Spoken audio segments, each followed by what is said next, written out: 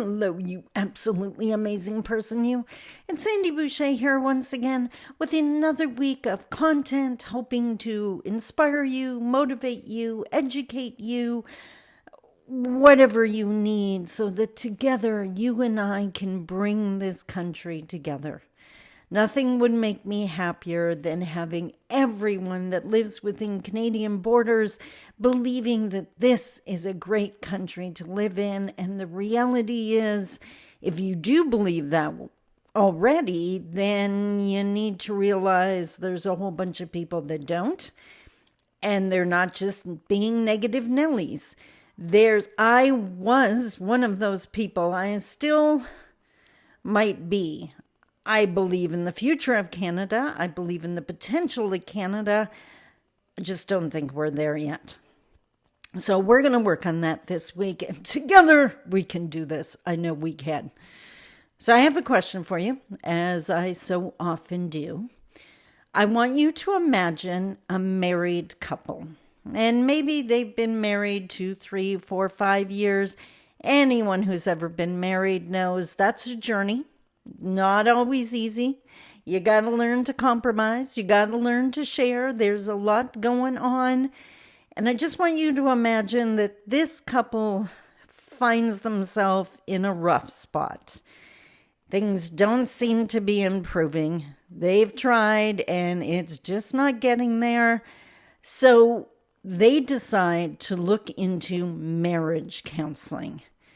But when it comes down to the time to go, only one person, only one member of the couple is willing to do counseling, marriage counseling. So the question is, with that scenario in mind, is it going to work? If only one partner goes to counseling, is it going to help? What do you think? Today, let's talk about it.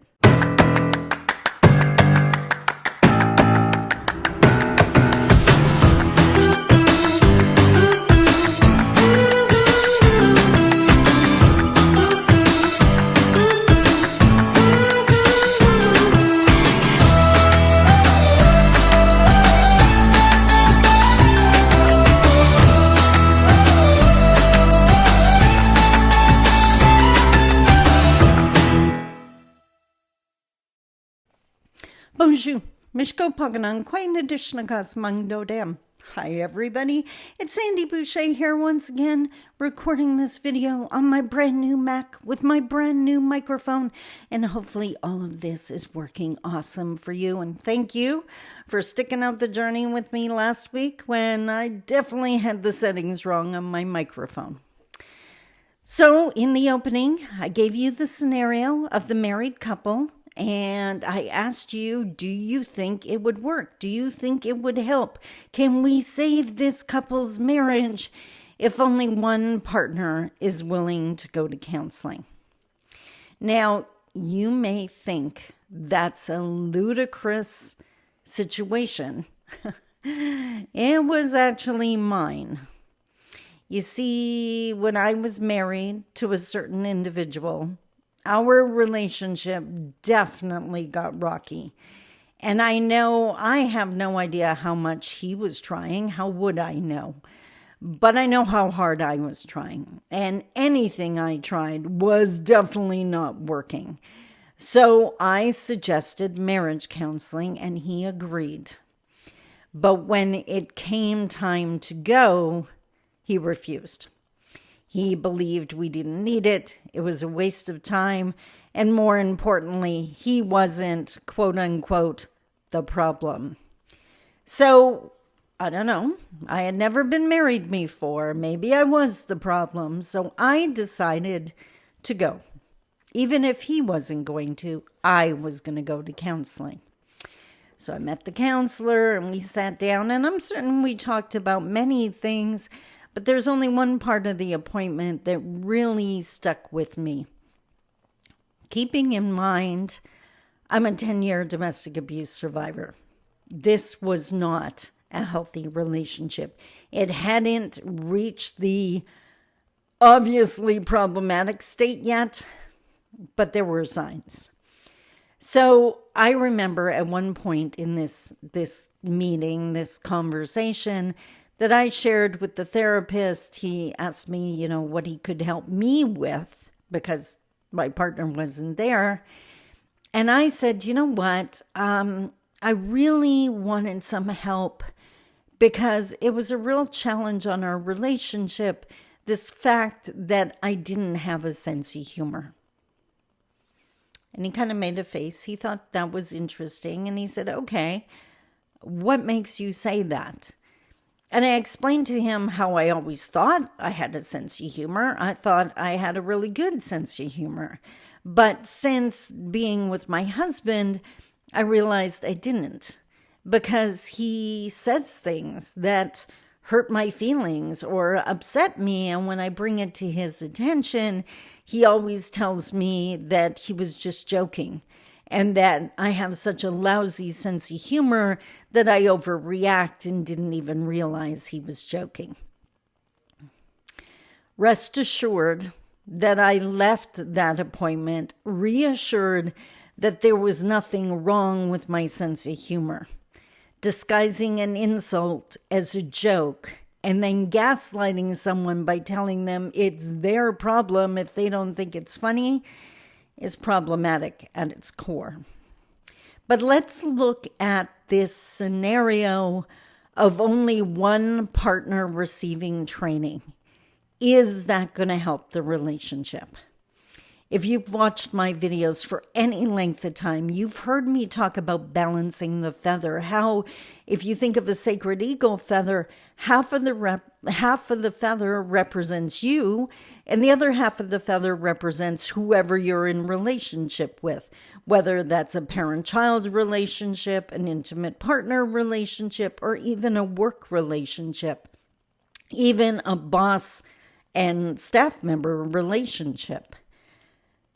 If only half of the feather is receiving training and working on becoming better at this relationship, it will either take so much longer to achieve healthy relationship, if that happens, or it won't happen because only one partner is approving their skills. Now, I'm a reconciliation consultant. I'm 100% focused on the Indigenous Canadian reconciliation. So why in the world am I using the example of a marriage counselor? Well, in case you haven't figured it out yet, it is one of the reasons for my career. Before I started this business, and I've been in business for 15 years now, before I started this, I worked in Indigenous employment and training.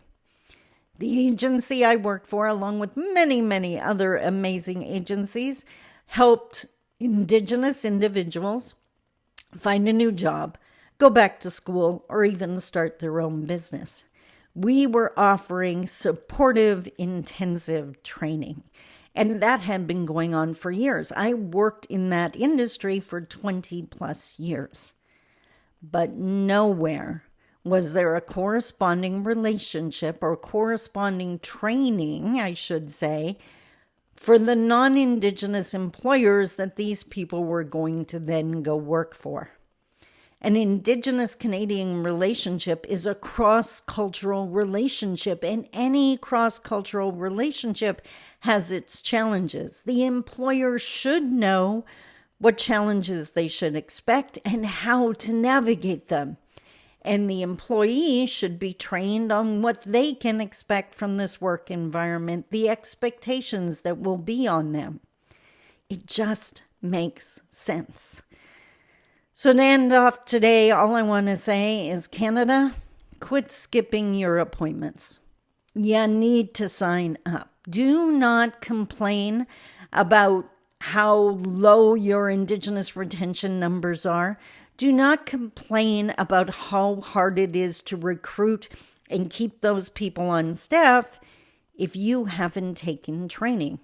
Because anyone in business knows if a process isn't working, you don't just keep repeating it. You change your skill set. You get better at what you do. And what you don't do is blame Indigenous people. Expecting assimilation and just total integration into your system with no understanding of the challenges they may face because they're from another culture is setting you both up to fail. Now, that's what I do for a living, so if you need help, reach out. At bare minimum, subscribe to my channel, because I definitely have some information for you. I hope that helped. We have a great week ahead of us. I'll talk to you soon. I love you. Take care. Bye-bye.